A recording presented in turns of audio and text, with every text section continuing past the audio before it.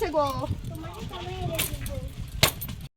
হে hello everyone, আবারও আমার আরেকটি নতুন ভিডিও সকলকে জানাই স্বাগত। এখন বাজে সকাল 7টা। তো তোমাদেরকে ছাদেই নিয়ে এলাম, ঠিক আছে। ছাদে ভিডিও মানে প্রথম স্টার্টটাই করছি ছাদ দিয়ে, কেননা আজকে সকালবেলায় এত হনুমান এসেছে। আমার কর্তামশাই দেখো কি ইঞ্জিনিয়ার প্ল্যানের একদম বেড়া দিয়েছে, দেখতে পাচ্ছ গাইজ। আসলে গাছে হচ্ছে প্রত্যেকটা গাছে বেগুন ধরে গেছে।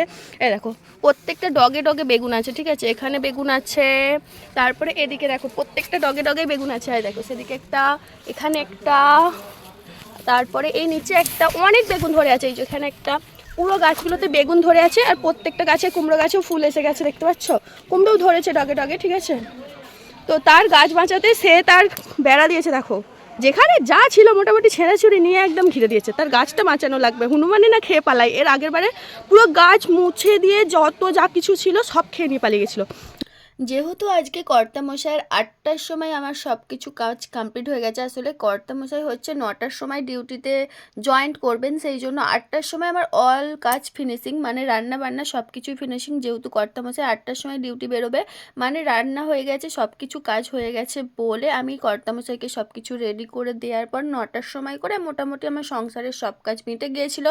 তো তারপরে দেখতেই পাচ্ছ পাতাগুলো চেঁচে নিলাম, ঠিক আছে। এই কাঠিগুলো সবই চাঁচা হয়ে গেছে, অতগুলো পাতা কিছুক্ষণের মধ্যে আমি কাঠিগুলো চেঁচে ফেলেছি। আসলে আমি খুবই স্পিডে পাতা চেঁচি। তো আর ছোটো সোনা বড়ো সোনা তো সারাক্ষণ আমাকে বিরক্ত করে দিচ্ছে, না হলে আরও হয়তো তাড়াতাড়ি আমার হয়ে যেত। একবার ডেঙে ডেঙে যাচ্ছে, আর বাচ্চাদের গায়ে ঝাঁটা লাগতে নেই, কিন্তু ওরা কি শুনবে, সেই ওপর দিয়ে যাচ্ছে আসছে, বিরক্ত করে দিচ্ছে একদম। তো তার সত্ত্বেও মোটামুটি স্পিডেই হাত চালিয়ে একটু করে নিলাম।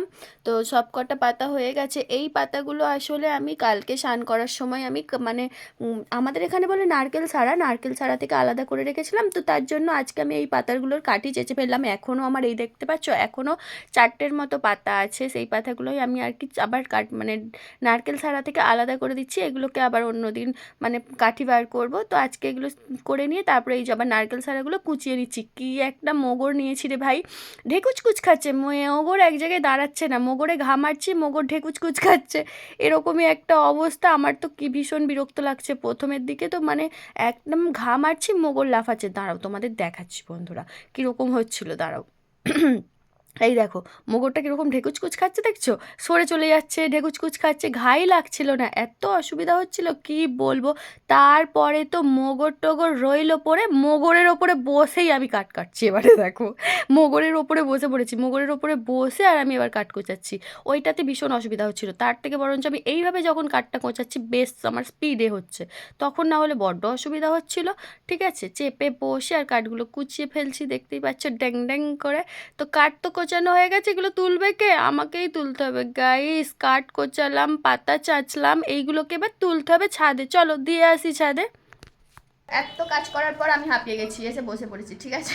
মাথায় তোয়ালে দিয়ে বসে গেছি। বসে গেলে হবে না গাইস, এখনো অনেক কাজ বাকি। আমার উপরের রুমটা একদম নোংরা করে রেখেছে আমার 2 মেয়ে খেললি করে।